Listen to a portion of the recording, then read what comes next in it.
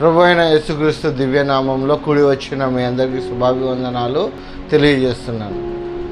ఈ యొక్క సమయంలో ప్రకటన గ్రంథం యొక్క ప్రత్యక్షతను దేవుడు మనకు తెలియజేయబోతున్నటువంటి ఆ యొక్క మర్మాలను, అలాగే అందులోని రహస్యాలను ప్రకటన గ్రంథం ద్వారా మనకు దేవుడు ఏం తెలియచేయబోతున్నాడో మనం తెలుసుకుంటూ వచ్చాం. ప్రకటన గ్రంథం యొక్క వివరణ, ప్రకటన గ్రంథం యొక్క అధ్యాయ ధ్యానాన్ని మనం చేస్తూ వచ్చాం. అయితే ఈ సమయంలో దేవుడు మనతో ఏమి మాట్లాడబోతున్నాడు, మనం ఏ విధంగా సిద్ధపడి ఉండాలి, మనం ఏ విధంగా దేవుని యొక్క రాకడను కనిపెట్టుకొని ఉండాలి అనే దాని గురించి మనం చూసుకుంటూ వచ్చినట్లయితే, ఈ యొక్క ప్రకటన గ్రంథము మనకు అనేక అంశాలను తెలియజేస్తుంది. ఈ యొక్క ప్రకటన గ్రంథము మనకు ముందు ఏమి జరగబోతుందో తెలియజేస్తుంది, మనం ఏ విధంగా సిద్ధపడాలో తెలియజేస్తుంది, మనం సిద్ధపడి ఆయన రాకడలో మనం ఏ విధంగా ఎత్తబడతామో వాటి గురించి మనకు తెలియజేస్తుంది. కాబట్టి ఈ యొక్క ప్రకటన గ్రంథమును మనం ధ్యానించే ప్రయత్నం చేద్దాము. ఈ యొక్క ప్రకటన గ్రంథము 1వ అధ్యాయము 1వ వచనం నుంచి 7 వచనాల వరకు మనము చదువుకున్నట్లయితే, ప్రకటన గ్రంథము 1వ అధ్యాయము 1 నుంచి 7 వచనాల వరకు. యేసుక్రీస్తు తన దాసులకు కనబరచుటకు దేవుడు ఆయనకు అనుగ్రహించిన ప్రత్యక్షత. ఈ సంగతులు త్వరలో సంభవింపనై ఉన్నవి. ఆయన తన దూత ద్వారా వర్తమానము పంపి తన దాసుడైన యోహానుకు వాటిని సూచించెను. అతడు దేవుని వాక్యంను గూర్చియు యేసుక్రీస్తు సాక్ష్యంను గూర్చియు తాను చూసినంత మటుకు సాక్ష్యం ఇచ్చాను. సమయము సమీపించినది కనుక ఈ ప్రవచన వాక్యములు చదువువాడును వాటిని విని ఇందులో వ్రాయబడిన సంగతులను గైకొనువారును ధన్యులు. యోహాను ఆసియాలో ఉన్న 7 సంఘములకు శుభమని చెప్పి వ్రాయినది. వర్తమాన భూత భవిష్యత్ కాలంలో ఉన్నవాని నుండి ఆయన సింహాసనం ఎదుటనున్న 7 ఆత్మల నుండి నమ్మకమైన సాక్షియు మృతులలో నుండి ఆది సంబుద్ధుడుగా లేచిన వాడును భూపతులకు అధిపతియు నాయన యేసుక్రీస్తు నుండి కృపా సమాధానంలో మీకు కలుగునగాక. మనలను ప్రేమించుచు తన రక్తం వలన మన పాపముల నుండి మనలను విడిపించిన వానికి మహిమయు ప్రభావమును యుగ యుగములు కలుగునుగాక. ఆమెన్. ఆయన మనలను తన తండ్రి యొక్క దేవునికి ఒక రాజ్యముగాను యాజకులను గాను చేసెను. ఇదిగో ఆయన మేఘారుడై వస్తుచున్నాడు. ప్రతి నేత్రము ఆయనను చూచును. ఆయనను పొడిచిన వారును చూచెదరు. భూజనులందరినూ చూచి ఆయన రొమ్ము కొట్టుకొందురు. అవును, ఆమెన్. చదువుకున్న లేఖన భాగంను బట్టి ప్రార్థన చేసుకొని ఈ కూడికను ప్రారంభించుకుందాం. మహాపరిశుద్ధుడు అయిన ప్రేమ కనికరము కలిగిన తండ్రి, కృప కలిగిన దేవ, నాయన ఈ యొక్క సమయంలో నాయన మాతో మాట్లాడండి. ఏ వాక్యము ద్వారా అయితే మాతో మాట్లాడాలని ఈ సమయంలో మా మధ్యకు వచ్చినారు అటు మాటలతో నాయన మమ్మల్ని ధైర్యపరచండి, బలపరచండి. అయ్యా, ఈ యొక్క ప్రకటన గ్రంథం యొక్క ప్రత్యక్షతను, అందులోని విషయాలను మేము తెలుసుకునేలాగున, అవి తెలుసుకొని నీ రాకడ పర్యాంతంలో మేము ఎలా సిద్ధపడాలో అటు సిద్ధపాటును నాయన మాకు తెలియచేయండి. అటు సిద్ధపాటును కలిగి ఉండే కృపను దయచేయండి. నాయన వింటున్న ప్రతి ఒక్కరూ నాయన వారి హృదయాల్లో తండ్రి ఇదిగో మిమ్మల్ని పదిలపరుచుకొని ప్రతి విషయంలోనూ నాయన యథార్థంగా జీవిస్తూ నీతిమంతులుగా ఉండి నీవు వచ్చినప్పుడు నాయన నీతో కూడా లేపబడి వారిగా అటు కృపను దయచేయమని యేసుక్రీస్తు నామం పేరిట మిక్కిలి వినయంతో అడిగి వేడుకొంచున్నాము తండ్రి. ఆమెన్. ప్రభువైన యేసుక్రీస్తు నామంన కూడి వచ్చిన మీ అందరికీ శుభాభివందనాలు అండి. ఈ యొక్క సమయంలో ప్రకటన గ్రంథము గడిచిన దినాల్లో ప్రకటన గ్రంథం యొక్క వివరణ, 1వ అధ్యాయంలోని 1వ వచనంలోని ప్రాముఖ్యతను మనం చూసాం. అలాగే అది కంటిన్యూ చేస్తూ ఈ యొక్క ప్రకటన గ్రంథము మనకేం తెలియజేస్తుంది, ఈ యొక్క ప్రకటన గ్రంథము ద్వారా మనం ఎలా సిద్ధపడాలి, దేవుడు మనకు తెలియజేస్తున్నది ఏంటి అనే దాని గురించి మనం చూస్తూ వస్తున్నాం. అయితే 1వ అధ్యాయము 1వ వచనం నుంచి ఈ యొక్క 18-20 వచనాల వరకు దేవుని యొక్క ప్రత్యక్షత, దేవుని యొక్క దైవత్వము, ప్రభువైన యేసుక్రీస్తు యొక్క దైవత్వం గురించి ఈ యొక్క ప్రకటన గ్రంథం 1వ అధ్యాయంలో మనం చూస్తాం. అయితే గడిచిన దినాల్లో ఈ యొక్క ప్రకటన గ్రంథము మనకేం తెలియజేస్తున్నది అనేది మనం చూసాం. ఈరోజు ఇక ప్రకటన గ్రంథంలో ముందుకు వెళ్తుండగా మొదటి అధ్యాయము 3వ వచనం మనం చూసినట్లయితే, సమయము సమీపించినది గనక ఈ ప్రవచన వాక్యములు చదువువాడును వాటిని విని ఇందులో వ్రాయబడిన సంగతులను గైకొను వారును ధన్యులు. ఇక్కడ మనం కొద్దిగా ధ్యానించి ముందుకు వెళ్దాము. ఇక్కడ చూడండి, సమయం సమీపించినది గనుక ఈ ప్రవచన వాక్యములు చదువువాడును వాటిని విని ఇందులో వ్రాయబడిన సంగతులను గైకొను వారును ధన్యులు. ఇక్కడ మనకేం తెలియజేస్తుందంటే, సమయం సమీపంగా ఉంది. దేవుని రాకడ ఎప్పుడు వస్తుందో తెలియదు. దేవుడు మనల్ని ఎప్పుడు కొనిపోతాడో తెలియదు. కాబట్టి సమయము సమీపంగా ఉంది. ఈ యొక్క లోకము అంతము కావడానికి, ఈ యొక్క భూమి నాశనం అవ్వడానికి సమయము సమీపంగా ఉన్నది. అలాంటి సమయంలో మనం ఏ విధంగా ఉంటున్నాము, అలాంటి సమయాన్ని మనం ఏ విధంగా సద్వినియోగపరుచుకుంటున్నాం అనేది చాలా ప్రాముఖ్యం. అయితే ఈ యొక్క ప్రకటన గ్రంథము, ఈ యొక్క ప్రవచన వాక్యాలు చదువువారును వాటిని విని ఇందులో వ్రాయబడిన సంగతులను గైకొను వారును ధన్యులు అని అంటున్నారు. ఈ యొక్క ప్రకటన గ్రంథంలో ఈ యొక్క మాటను మనం చూసినట్లయితే, ఈ 66 పుస్తకాల్లో 65 పుస్తకాలు ఉన్నాయి కదా. ఆ 65 పుస్తకాల్లో ఒక రకంగా అంటే ఎక్కడ మనము వీటిని చదివిన వాటిని ధన్యులు అని మనం చూడం. కానీ ఈ ప్రకటన గ్రంథంలో ఈ ప్రవచన వాక్యాలు చదివి వాటిని విన్నవారు ధన్యులు అని చూస్తున్నట్టుగా మనం చూసాం. అయితే ఈ సమయంలో దేవుడు మనకు ఈ యొక్క వచనం ద్వారా 3 అంశాలను మనకు తెలియజేస్తున్నారు. మొదటిది సమయము సమీపించినది, రెండవది ప్రవచన వాక్యము, మూడవది వ్రాయబడినటువంటి సంగతులను గైకొని వారు ధన్యులు. వాటిని మనము చూస్తూ ముందుకు వెళ్దాం. మొదటిది సమయము సమీపించినది.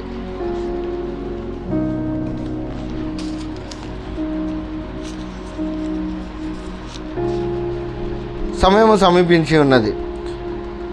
ఇక్కడ మనం చూసినట్లయితే మత్తయి సువార్త 24వ అధ్యాయము 33వ వచనంలో ఏమంటున్నాడో మనం చూద్దాము. మత్తయి సువార్త 24వ అధ్యాయము 33వ వచనం,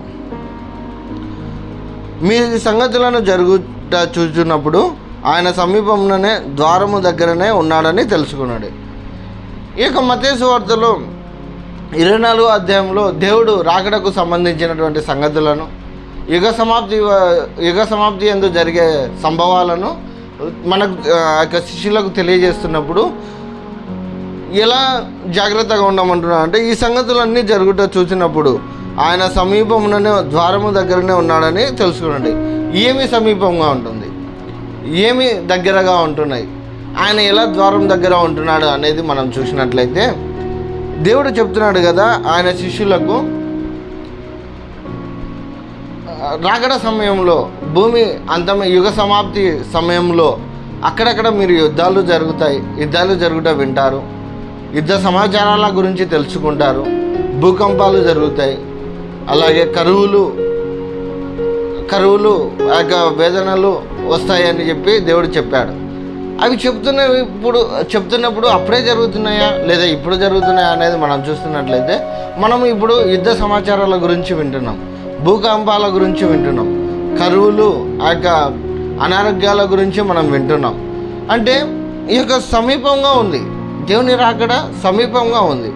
అలా సమీపంగా ఉంది కాబట్టే దేవుడు జాగ్రత్త పడమని, మనం సిద్ధపడి ఉండాలని దేవుడు ముందుగానే మనకు హెచ్చరించాడు. ఎందుకంటే ఆయన ద్వారము దగ్గరనే ఉన్నాడు. ఇంతకుముందు అంటే ఎప్పుడో వస్తాడులే, ఇంకా సమయం ఉందిలే అని అనుకునేవారు. కానీ ఇప్పుడు అలా లేదు, సమీపంలోనే ఉంది, దగ్గరగానే ఉంది. కాబట్టి ఆయన ద్వారం వద్దనే నిలిచి ఉన్నాడు. అదే అంటాడు కదా, చూడండి ప్రకటన గ్రంథం 3వ అధ్యాయము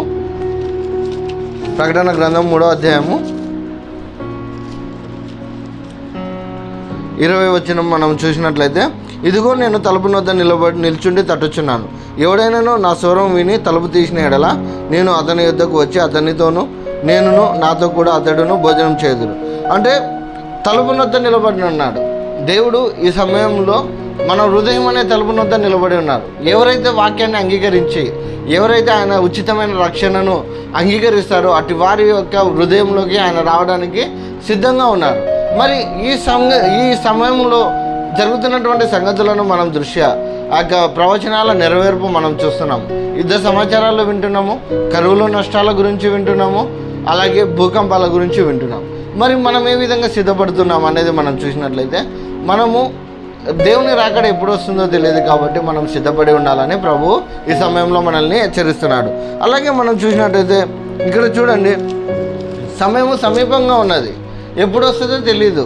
దొంగ ఏ క్షణాన మన ఇంటికి వచ్చి దొంగతనం చేయడానికి ఏ సమయాన్న వస్తాడో మనకు తెలియదు కాబట్టి మనం మెలకువగా ఉండమని గడిచిన దినాల్లో మనం చూసాం.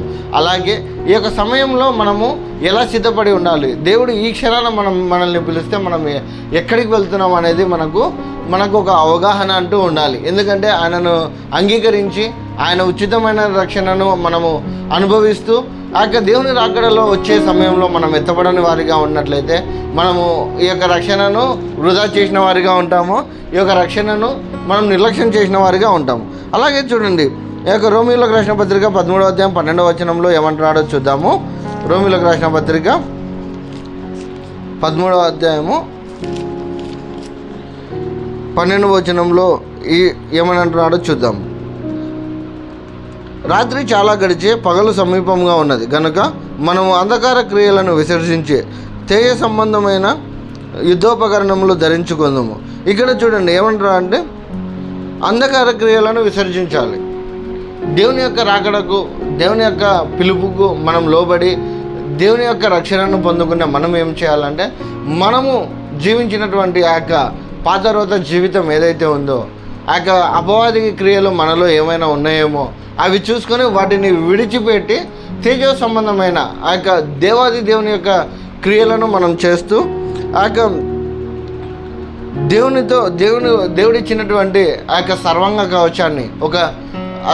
కవచాన్ని మనం ధరించుకొని సాతానుతో పోరాడుతూ ఆ యొక్క యుద్ధంలో పాల్గొనాలి. అంటే మనము ఆ యొక్క దేవుడిచ్చినటువంటి సర్వాంగ కవచాన్ని, అందుకే అని అంటాడు కదా, మనం పోరాడనేది శరీరాలతో కాదు, దురాత్మలతోనూ వాటి సమూహంతో మనం పోరాడుతున్నాం. కాబట్టి మనం ఏ విధంగా ఉండాలంటే, మనం యుద్ధంలో ఏ విధంగా అయితే మనం పోరాడుతామో అలాగే విశ్వాస జీవితంలో కూడా ఆయన ఇచ్చే సర్వాంగ కవచాన్ని ధరించుకొని మనం పోరాడవలసినదిగా ఉంటుంది. కాబట్టి మనం తేజ సంబంధులము, దేవుని వారసులము, దేవుని యొక్క ఉచితమైన రక్షణలో ఆయన రక్తం చేత కడగబడి విమోచింపబడిన వారము, విడిపించబడిన వారం.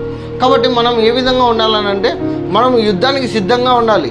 ఆ యొక్క దేవుడిచ్చే సర్వాంగ కవచాన్ని ధరించుకొని అపవాదిని ఎదిరించేవారిగా ఉండాలి, అపవాదిని త్రొక్కేవాడిగా మనం ఉండాలి.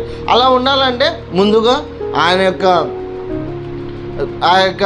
ఆయన ఇచ్చే సర్వాంగ కవచాన్ని మనము ధరించుకొని మనము విశ్వాస జీవితంలో ముందుకు కొనసాగాలి. ఈ యొక్క సర్వాంగ కవచం ఏమిటి అనే దాని గురించి మరొక తరుణం వివరించుకుందాము. అయితే ఈ సమయంలో దేవుడు అంటున్నాడు కదా, మనము అంధకార క్రియలు వాటిని విసర్జించాలి.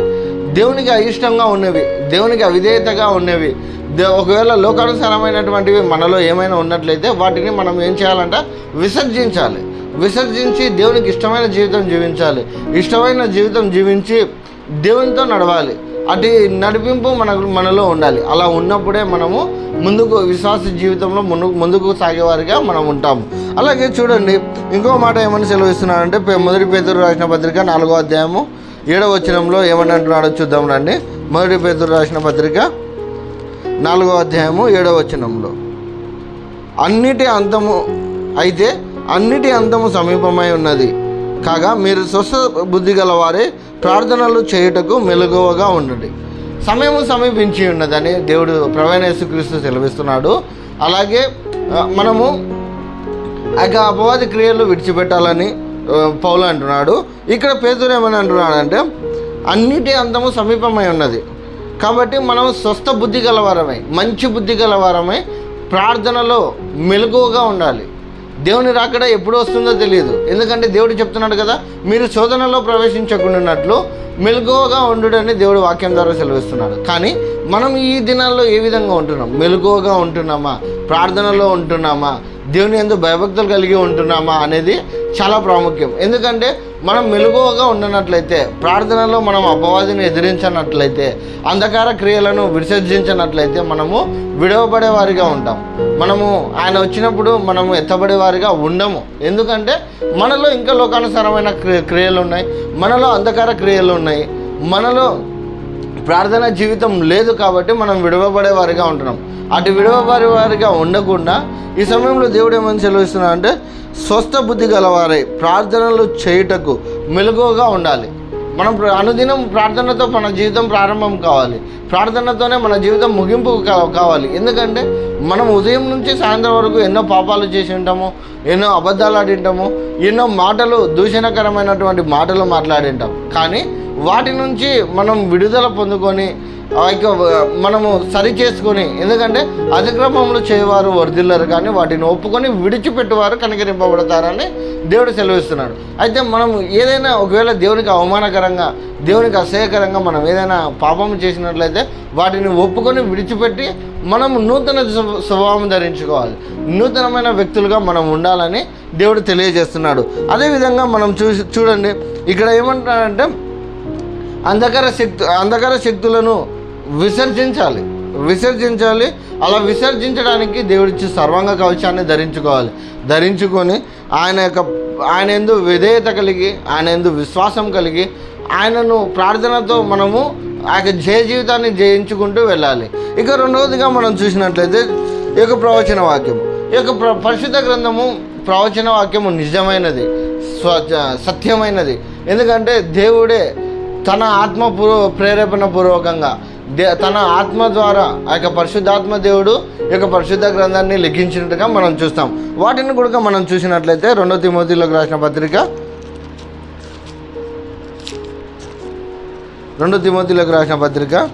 3వ అధ్యాయము 16-17 వచనాలు మనం చూసినట్లయితే, దైవజనుడు సన్నద్ధుడై ప్రతి సత్కార్యమునకు పూర్ణముగా సిద్ధపడి ఉండునట్లు దైవావేశము వలన కలిగిన ప్రతి లేఖనము ఉపదేశించుటకును, ఖండించుటకును, తప్పుదిద్దుటకును, నీతి యందు శిక్ష చేయుటకును ప్రయోజనకరమై ఉన్నది. ఈ యొక్క వాక్యము ఏమని తెలియజేస్తుందంటే, దైవావేశం వలన కలిగింది. ఈ యొక్క పరిశుద్ధ గ్రంథము ఒక మనిషి సృష్టించినది కాదు, ఈ యొక్క మాటలు ఒక మనిషి రాసినటివి కాదు. దైవావేశం వలన మనుషులు ప్రేరేపింపబడిన వారే, దేవుని ఆత్మ వలన ప్రేరేపింపబడిన వారే ఉన్నది ఉన్నట్టుగా, తప్పు అయితే తప్పు, నిజమైతే నిజము, అది ఖండించినట్టుగా ఉపదేశించుటకును, ఖండించుటకును, సరిచేయుటకును పూర్ణమై ఉన్నదంట. అంటే ఈ యొక్క ప్రవచన వాక్యము ఏ విధంగా ఉంది అని అంటే, దేవుడు తన ఆత్మ ద్వారా ఆ యొక్క లిఖితపూర్వకంగా రాయించాడు. కాబట్టి ఇందులోని ప్రతివి అవి తప్పు కానీ, అవి మంచి మార్గం కావచ్చు, చెడు మార్గం కావచ్చు, పాపం చేసిన వారు కావచ్చు, నీతిగా యథార్థంగా ఉన్నవారు కావచ్చు, ప్రతి ఒక్కరి గురించి ఈ యొక్క పరిశుద్ధ గ్రంథము తెలియజేస్తుంది. అంటే ఒక మనిషి ఏ విధంగా జీవించాలి, ఏ విధంగా జీవించకూడదు అనేది ఈ యొక్క ప్రవచన వాక్యము మనకు తెలియజేస్తుంది. చూడండి, మనము సాధారణంగా మనం ఏదైనా పుస్తకం రాసినట్లయితే మనము ఒక ఊహించుకోనో లేదా ఆ యొక్క అందులోని మంచివే మనం చేసిన వాటివి కాకుండా మనం చేయని వాటివి కూడా అందులో రాస్తాము. కానీ ఈ యొక్క అవి లిఖిత మనిషి పూర్వకంగా వచ్చినటువంటి పుస్తకములు. కానీ ఇది దైవావేశము వలన కలిగిన ప్రతి లేఖనము, అంటే ప్రతి వచనం కావచ్చు, ప్రతి అక్షరము కావచ్చు, ప్రతిదీ దేవుని యొక్క ఆత్మపూర్వకంగానే, ఆ యొక్క పరిశుద్ధాత్మపూర్వకంగానే ఇది లిఖింపబడింది. ఈ యొక్క పరిశుద్ధ గ్రంథము రాయబడింది. కాబట్టి ఇందులోని ప్రతి ఒక్కటి సత్యములని మనం విశ్వసించాలి, మనం నమ్మాలి. అలా నమ్మినప్పుడే మనము ఇందులోని సత్యాలను అన్వయించుకోగలం. ఇందులో ఒకవేళ మనకు దేవునికి విరోధంగా ఏమైతే ఉన్నదో వాటిని మనకు తెలియజేస్తుంది.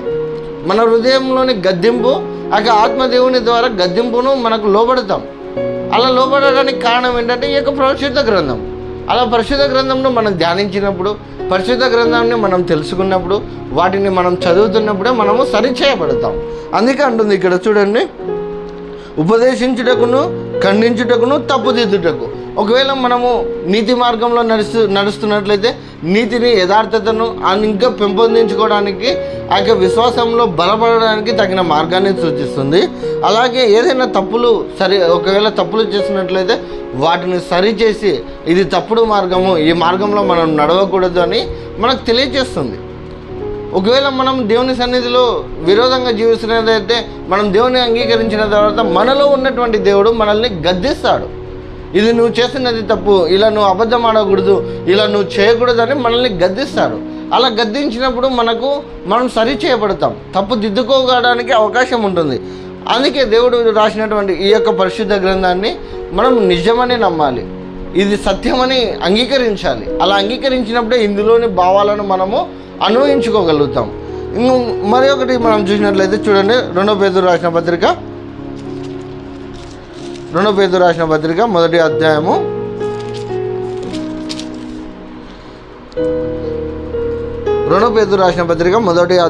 20-21 వచనాలు మనం చూసినట్లయితే, ఒకడు తన ఊహను బట్టి చెప్పుట వలన లేఖనంలో ఏ ప్రవచనమును పుట్టదని మొదట గ్రహించుకొనవలెను.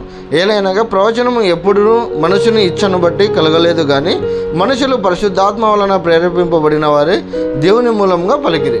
ఇక్కడ చూడండి ఏమనంటారు అంటే, ఒకడు తన ఊహను బట్టి చెప్పటం లేదు.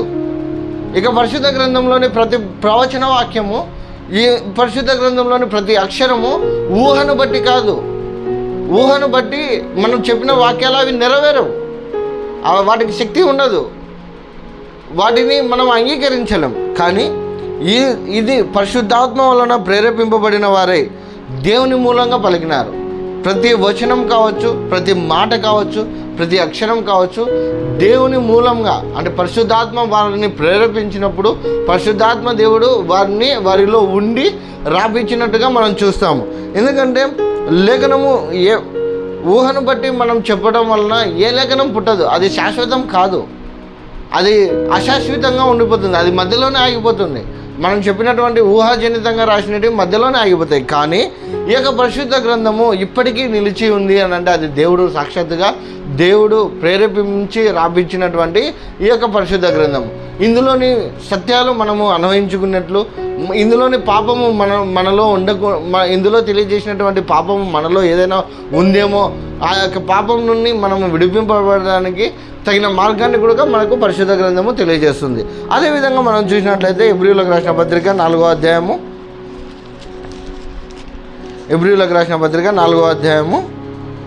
12వ వచనం నుండి మనం చదివినట్లయితే, ఎందుకనగా దేవుని వాక్యము సజీవమై బలము గలదై రెండంచెలు గల ఎటువంటి ఖడ్గము కంటెను వాడిగా ఉండి ప్రాణాత్మలను కీళ్లను ములుగను విభజించినంత మటుకు దూరుచు హృదయం యొక్క తలంపులను ఆలోచనలను శోధించుచున్నది.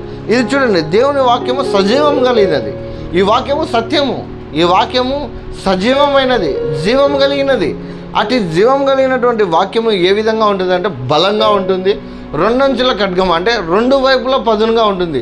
ఇప్పుడు నీకు చెప్పేటప్పుడు నీకు తగులుతుంది, అలాగే అదే వాక్యము నాకు కూడా అంటే చెప్పే వ్యక్తికి కూడా తగులుతుంది. ఎందుకంటే రెండంచులు రెండు వైపుల పదును కలిగినటువంటి వాక్యము, ఆ వాక్యము అందరికీ అందరికీ ఒకే సమానంగానే ఉంటుంది, అందరినీ సరిచేయటకే ఉంటుంది. కాబట్టి ఈ యొక్క ప్రవచన వాక్యాన్ని మనం నమ్మాలి, విశ్వసించాలి.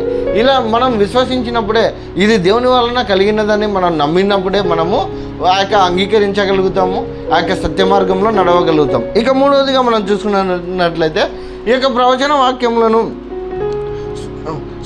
ప్రకటన 1:3 వచనంలో సమయము సమీపించినది కనుక ఈ ప్రవచన వాక్యములు చదువువాడును వాటిని విని ఇందులో వ్రాయబడిన సంగతులను గైకొనువారును ధన్యులు. అయితే గైకొనువారు ధన్యులు ఏ విధంగా ధన్యులు అవుతారో మనం ఇప్పుడు చూద్దాము. ఆదికాండము 12వ అధ్యాయము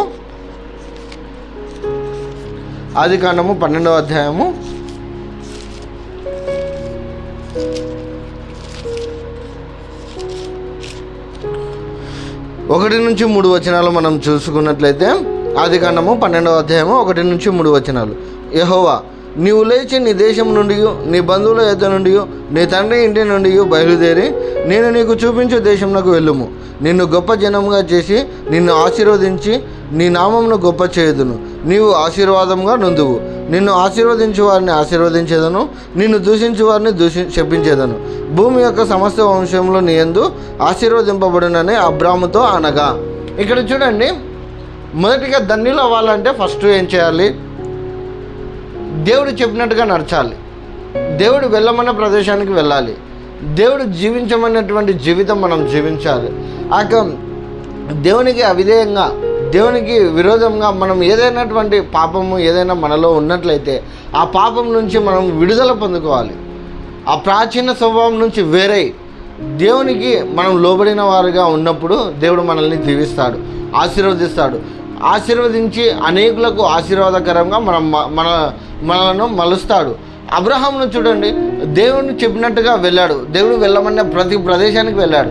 దేవుడు చెప్పినట్లు చేశాడు. చెప్పినట్లు చేసినందుకు దేవుడు ఏ విధంగా ఉండమంటే ఆ విధంగా ఉన్నందుకు అబ్రహామును ఆశీర్వదించాడు. తాను చెప్పిన వాగ్దానం వల్లనే నిన్ను ఆశీర్వదించి నీ నామంను గొప్ప చేసేదనని ఆ యొక్క ఆశీర్వాదం ఇప్పటికీ మనం చూస్తున్నాం. అంటే ఎందుకు? ఆ యొక్క దేవుడు చెప్పినట్టుగా అబ్రహాం చేశాడు కాబట్టి. అలా చేసినప్పుడు మనం కూడా దీవించబడతాము, ఆశీర్వదింపబడతాము. అలాగే ఆ యొక్క దేవుని యొక్క మేలును మనం పొందుకుంటాం. అలా పొందుకోవాలంటే దేవుడు మనకు చెప్పినట్లుగా మన ప్రాచీన స్వభావం నుండి వేరు కావాలి, విడిపింపబడాలి.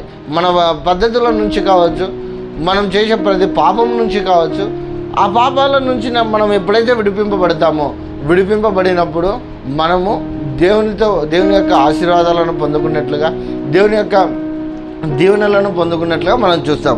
అదేవిధంగా ఇంకా ఏమంటున్నాడో చూద్దాం రండి. కీర్తనల గ్రంథం 1వ అధ్యాయము. ఇది అందరికీ పరిచయమైన వాక్యమే. కీర్తనలు మొదటి అధ్యాయము మొదటి 3 వచనాలు మనం చూసినట్లయితే, దుష్టుల ఆలోచన చొప్పున నడవక, పాపుల మార్గమున నిలవక, అపహాసకులు కూర్చుండు చోటున కూర్చుండక, యెహోవా ధర్మశాస్త్రం నందు ఆనందించుచు దివారాత్రము దానిని ధ్యానించేవాడు ధన్యుడు. అతడు నీటి కాలువల ఏరును నాటబడినదే, ఆకువాడక తన కాలమందు ఫలమిచ్చి చెట్టు వలె నుండును. అతడు చేయనదంతయు సఫలమగును. ఇక్కడ చూసినట్లయితే ఫస్ట్ ఏమంటున్నా అంటే, దుష్టుల ఆలోచన చొప్పున మనం నడవకూడదు. మనం వేరే అయిపోయిన వారము, మనం యేసుక్రీస్తు రక్తంలో కడగబడిన వారము, కడగబడిన వారము, రక్షింపబడిన వారము, మనం ఆ యొక్క పాపంలో నుంచి విడిపింపబడిన వారము. మనము ఏం చేయాలంటే దుష్టుల ఆలోచన చొప్పున నడవకూడదు, ఆ యొక్క పాపల మార్గంలో నిలవకూడదు. అంటే పాపం చేసేవారిగా మనం ఉండకూడదు. పాపంలో వేరే వాళ్ళు పాపం చేయడానికి మనల్ని ప్రేరేపించినప్పుడు మనం ఒప్పుకోకూడదు, ఆ మార్గంలో వెళ్ళకూడదని దేవుడు చెప్తున్నాడు. అలా వెళ్ళకున్నప్పుడు, అలా ఎదుటివారిని అపహసించేవారిగా మనం ఉండనప్పుడు, అప్పుడు మనం ఏం చేయాలంటే యెహోవా ధర్మశాస్త్రం నందు ఆనందించాలి. ఫస్ట్ దేవుని వాక్యం నందు ఆనందించాలి. ఆ వాక్యం నుండి ఆనందించి దాన్ని ధ్యానించాలి. దివారాత్రములు దాన్ని ధ్యానించాలి. ప్రతిరోజు ఉదయం కావచ్చు, మనకు సమయం ఉన్నప్పుడల్లా దేవుని యొక్క పరిశుద్ధ గ్రంథాన్ని ధ్యానించాలి, చదవాలి. అలా చదివినప్పుడే మనం ఏ విధంగా జీవించాలి, మనం ఏ విధంగా పరివర్తన కలిగి ఉండాలి, మనం ఏ విధంగా ఆ యొక్క దేవునికి ఇష్టమైన జీవితం జీవించగలం అనేది మనకి ఈ యొక్క పరిశుద్ధ గ్రంథం ద్వారా తెలియజేయబడుతుంది. అలా జీవించినప్పుడు, అలా ధ్యానించినప్పుడు మనం ఏ విధంగా ఆశీర్వదింపబడతామంటే, అతడు నీటి కాలువల ఏరును నాటబడినది, ఆకువాడక తన కాలమందు ఫలమిచ్చు చెట్టు వలె ఉన్నది. ప్రతి ఫలాలు మనం చూస్తాం. ఎందుకంటే ద్రాక్షవల్లిని నేను, నా యందు ఉండివాడు బహుగా ఫలిస్తాడని మనం ప్రభువైన యేసుక్రీస్తు చెప్పినట్టుగా మనం చూస్తాం. యోహాను సువార్త 15వ అధ్యాయంలో మనం చూస్తాం. ఎప్పుడైతే ఆయనకు వేరుగా ఉండి మనం ఏం చేయలేం, ఆయనకు వేరుగా ఉండి మనం ఆ యొక్క పాపంలో జీవిస్తున్నట్లయితే మనం దీవించబడము, ఆశీర్వదించబడము. అటువంటి స్థితిలో మనం ఉండకుండా ఉండాలి అని అంటే, అటువంటి స్థితిలో నుండి మనము ఆశీర్వదించబడేవారిగా ఉండాలి అని అంటే మనము వేరు కావాలి. దుష్టుల ఆలోచనలు చొప్పున నడవకుండా ఉండాలి, పాపుల మార్గంలో వెళ్ళకుండా ఉండాలి, అపహాసకులు కూర్చున్న చోటున కూర్చోకుండా మనం అపహసించేవారిగా ఉండకుండా ఉండాలి. అలా ఉండి దేవుని యొక్క ధర్మశాస్త్రము, దేవుని యొక్క వాక్యాన్ని ధ్యానించాలి. అందులోని మర్మాలను మనం తెలుసుకోవాలి, అందులోని సత్యాన్ని మనం తెలుసుకోవాలి. అలా తెలుసుకున్నప్పుడు మనము ఫలిస్తాము, మనము ఆశీర్వదింపబడతాము, మనం దీవించబడతాము. అలా దీవించబడడానికి కారణం ఏంటంటే పరిశుద్ధ గ్రంథాన్ని ధ్యానించాలి, పరిశుద్ధ గ్రంథం గురించి తెలుసుకోవాలి, ప్రభువైన యేసుక్రీస్తు యొక్క గొప్ప త్యాగం గురించి మనం తెలుసుకోవాలి. అలా తెలుసుకుంటున్నప్పుడు మన విశ్వాసాన్ని పెంపొందించుకొని ప్రార్థనలో మెలకువగా ఉండేవారిగా మనం ఉంటాం. చివరిగా మనం చూసుకున్నట్టయితే లూకాసు వార్త 11వ అధ్యాయము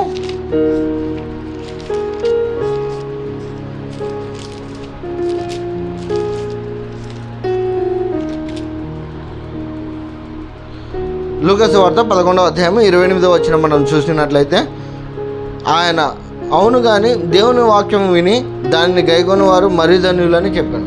ఇక్కడ చూడండి, దేవుని వాక్యం వినాలి.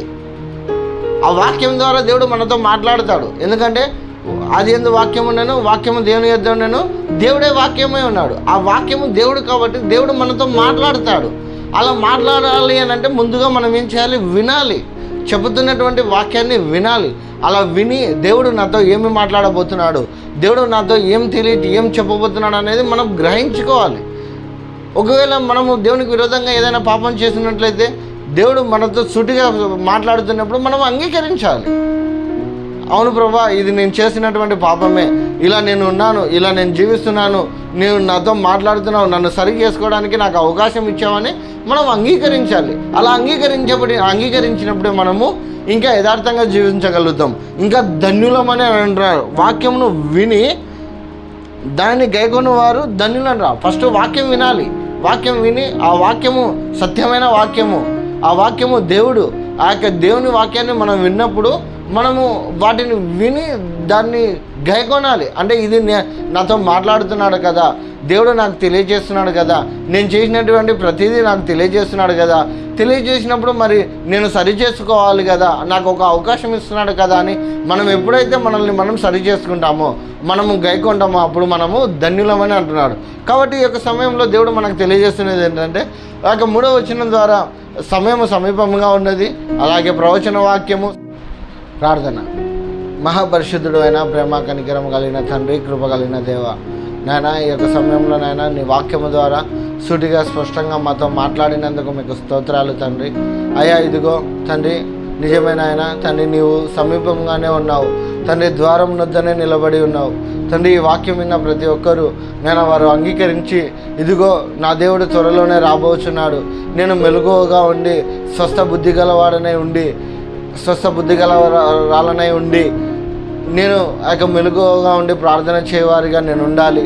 ఆ యొక్క దేవుడిచ్చే సర్వాంగ కవచాన్ని ధరించుకొని ఆ యొక్క అపవాదిని అంధకార క్రియలను విసర్జించి తేజ సంబంధమైనటువంటి నీ యొక్క రాజ్యంలో చేరుటకు అందుకు కావాల్సినటువంటి జీవితాన్ని జీవించలాగున, అటు జీవితాన్ని పొందుకునేలాగున తండ్రి నీ యందు సిద్ధపరుచున్న ప్రతి ఒక్కరిని తండ్రి జ్ఞాపకం చేసుకొని ఈ యొక్క వర్తమానం ద్వారా అనేకులు మారు మనసు పొందుకొని ఇంకా నీకు విరోధంగా నీకు అవిధేయులుగా జీవిస్తున్నట్లయితే అటు వారిని నాయన మీరు క్షమించి నాయన నూతన అవకాశాన్ని అనుగ్రహించి తండ్రి ఆ యొక్క సమయం ఉండగానే తండ్రి ఇదిగో నీవు తట్టుచున్నప్పుడే నీ స్వరం విని నిన్ను అంగీకరించేలాగా కృప చూపించండి నాయన. ఈ యొక్క విన్న వాక్యాన్ని నాయన వదిలేయక మంచి నేలలో తండ్రి విత్తబడినటువంటి విత్తనం వలె ప్రతి ఒక్కరి హృదయంలో ఫలించేలాగున అటు ఫలభరితమైనటువంటి జీవితాన్ని మేము జీవించేలాగున అటు కృపను మాకు దయచేయమని యేసుక్రీస్తు పరిశుద్ధ నామం పేరిట మిక్కిలి వినయంతో అడిగి వేడుకొనిచున్నాము తండ్రి. ఆమేన్. Praise the lord.